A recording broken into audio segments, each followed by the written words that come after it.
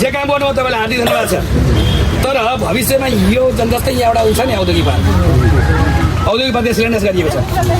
हामीलाई थाहा छ मेची पुल पनि 6वटा प्रधानमन्त्री सचिवले शिलान्यास गरेका थिए। तपाईँले कति क्लास पढाउनुहुन्छ?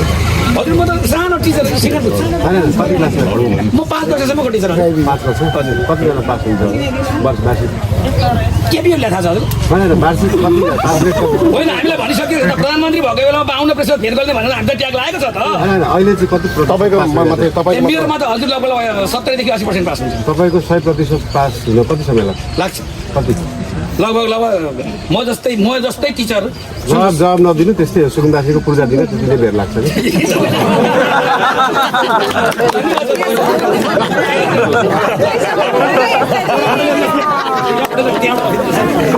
जाने के अरे सार्वजनिक सम्पत्ति हस्तक्षेप गर्ने मान्छे ती राष्ट्र गरिदिनु भन्ने कुरा म जस्तो मान्छे चाहिँ देखाएको छ अरूलाई थाहा छ, थाहा छैन।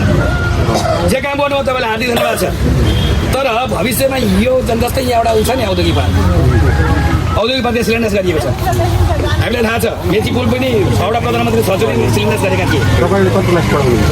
हजुर म त सानो टिचर सिनियर छु। होइन कति क्लासमा पढाउनुहुन्छ? म 5 वर्षसम्मको टिचर हो। 5 वर्ष? हजुर। कतिजना पास हुन्छ वर्ष वार्षिक? केपीओलाई थाहा छ हजुर? होइन वार्षिक कति पास रेट कति? होइन हामीलाई भनिसक्यो प्रधानमन्त्री भएको बेलामा 52% फेल गर्ने भनेर हामी त ट्याग लागेको छ त। होइन अहिले चाहिँ कति तपाईँको मात्रै तपाईँ मेरोमा त हजुर लगभग 70 देखि 80% पास हुन्छ। तपाईँको 100% पास हुन कति समय लाग्छ? कति? लगभग म जस्तै टिचर जवाब नदिनु त्यस्तै हो। सुकुम्बासीको पूर्जा दिन त्यति नै बेर लाग्छ नि।